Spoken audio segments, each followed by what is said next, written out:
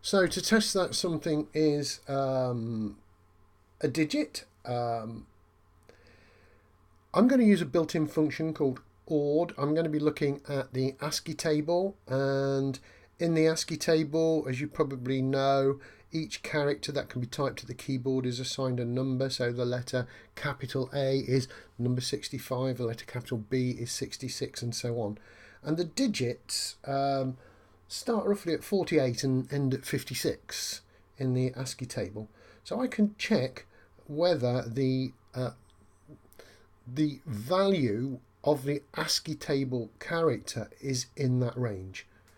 So let's get down to the coding. It might be a little bit difficult for you to understand that, but you should know ORD and you should know CHR, how to convert from a number to a letter and how to convert from a letter to a number in the ASCII table.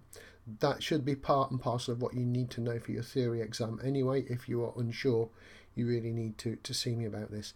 Now, because we have guess, and guess is now of a finite length, whether it be 1, 0, 5 or 6, we know how many items there are in guess.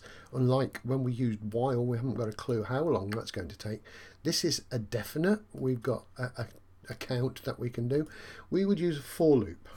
So I'm going to use the a for loop. And again, it's something that you need a lot of practice in. This works with lists, it works with strings, and it's a sort of shortcut.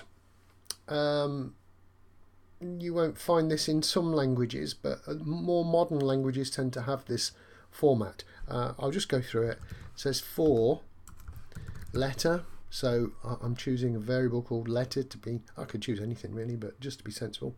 For letter in guess. Now what that's going to do is it's going to run through whatever your guess was, whether it be 2 or 5 letters, and each time it's going to assign that letter to letter.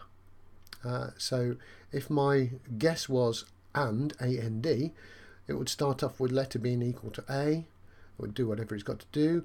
Then the next time through the loop, the letter would be N, do whatever it's got to do. Then the next time through the loop, it would be D, and so on. It's a bit of a shortcut on some for loops that you might see if you look them up online, but it's modern and it's quite nice. So for each letter in the guess, I'm going to check whether the value of that letter falls within the range 48 to 58, just the digits in the ASCII table. And I've pretty much said it in English.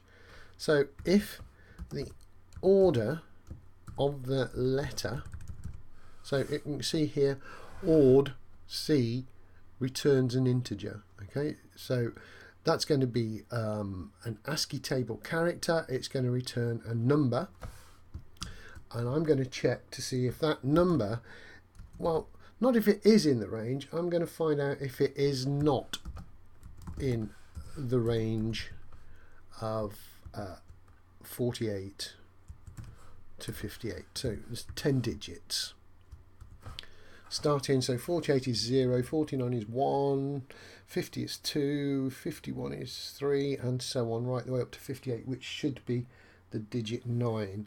So if it's not in that range, then I'm going to say that valid is false. So that gives me my false one.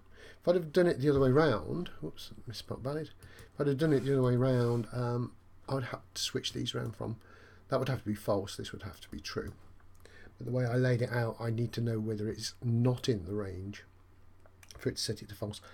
And that is basically it. That's my is numeric. So if I save that and run it, I should be able to check one or two things. I've got my print guess here, so I should be able to see whether it's allowing me to do it. Oops, I've made a typo mistake. What's that one?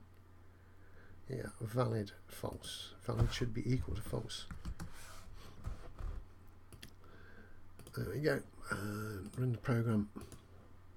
There we go. Please enter a numeric code. So I'm going to enter a Please enter a numeric code. I'm going to enter nothing at all. Please enter a numeric code. I'm going to enter 1. Please enter a numeric code. I'm going to enter 1, 2, 3, 5. And it's happy. And it's printed it out. Going back around, so we're running again because we didn't guess the number. I'm going to enter one that is too long. 1, 2, 3, 4, 5, 6, 7, 8. Press enter. Yep, it's still working. So let's put 1, 2, 3, 4, which is the code. And well done, you took 2 attempts, even though I may have made more attempts by putting them in. None of them were actually seen as an attempt to crack the code. So I'd only made 1, 2, 3, 5 and 1, 2, 3, 4. So that's pretty good. That's working. And really, I've just about finished my program now. So in the next video, we'll just finish off.